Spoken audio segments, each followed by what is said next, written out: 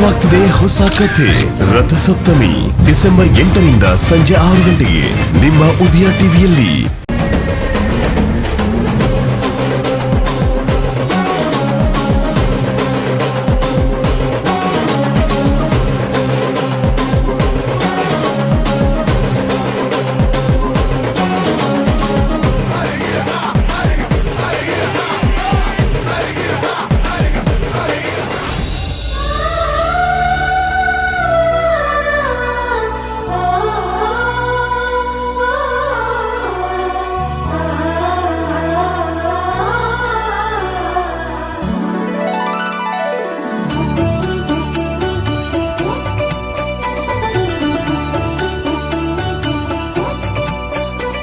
ಭವಾನಿ ಚೆನ್ನಾಗಿರಮ್ಮ.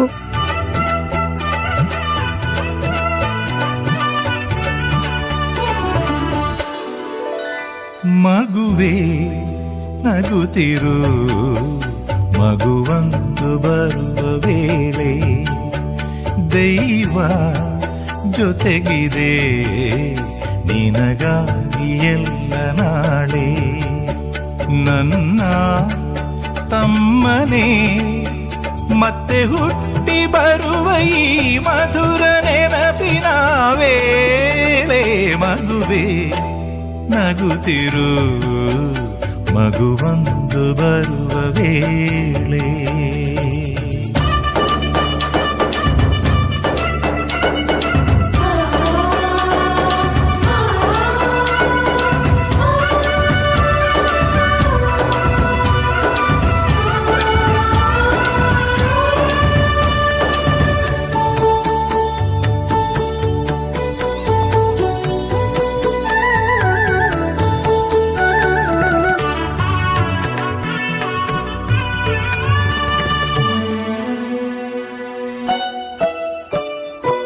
ನೆನ್ನೆಯ ನೋವು ಮರೆಯಬೇಕು ನಾಳೆಯ ಕನಸಿನಲ್ಲಿ, ನಾಳೆಯ ಕನಸು ಅರಳಬೇಕು ಮಗುವ ತಗೊಳಮ್ಮ. ಎಲ್ರಿಗೂ ನಮಸ್ಕಾರ. ನಿಮ್ಮೆಲ್ರೂ ಮನ್ಸಲ್ಲೂ ಒಂದು ಗೊಂದಲ ಓಡ್ತಾ ಇದೆ ಅಂತ ನನಗೆ ಗೊತ್ತು.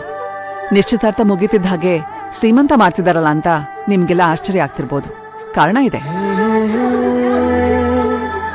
ಅಥರ್ವ ಭವಾನಿಗೆ ಯಾವತ್ತೋ ಮದ್ವೆ ಆಗ್ಬೇಕಾಗಿತ್ತು. ಅನ್ಫಾರ್ಚುನೇಟ್ಲಿ ಅದು ನಡೀಲಿಲ್ಲ.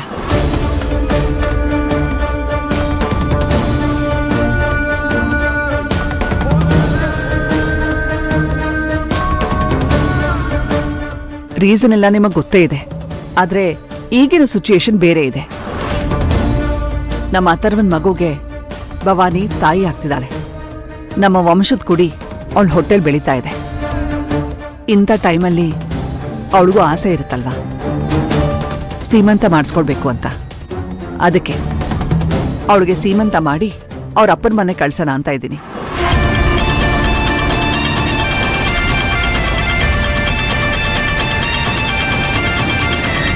ಅಪ್ಪ ಅಮ್ಮನ ಮನೆನಾ? ಅದ್ಯಾವ್ದೇ? ನಮ್ಮನೇನೆ. ಅವಳ ಪಾಲಿಗೆ ಅವಳ ಗಂಡನ ಮನೆ, ತಾಯಿ ಮನೆ ಎರಡೂ ನಮ್ಮನೇನೆ.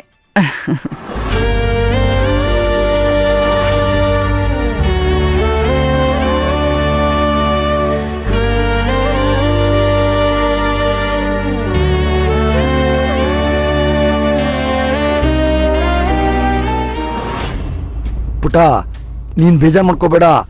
ಅವರು ಯಾರಿಗೂ ಗೊತ್ತಾಗದೇ ಇರ್ಲಿ ಅಂತ ಡ್ರಾಮಾ ಮಾಡ್ತಿದಾರಷ್ಟೇ. ನಂಗೇನ್ ಬೇಜಾರಿಲ್ಲ ಡ್ಯಾಡ್. ಅವಳಿಗೆ ಕೊಡ್ತಾ ಇರೋ ಇಂಪಾರ್ಟೆನ್ಸ್ ನೋಡಿ ನನಗ್ ಅರ್ಧ ಇರಿಟೇಷನ್ ಆಗ್ತಾ ಇದೆ. ಆದ್ರೂ ವಸುಂಧರಾ ಆಂಟಿ ಅಂತೂ ಸೂಪರ್ ಆಗಿ ಆಕ್ಟ್ ಮಾಡ್ತಾ ಇದ್ದಾರೆ.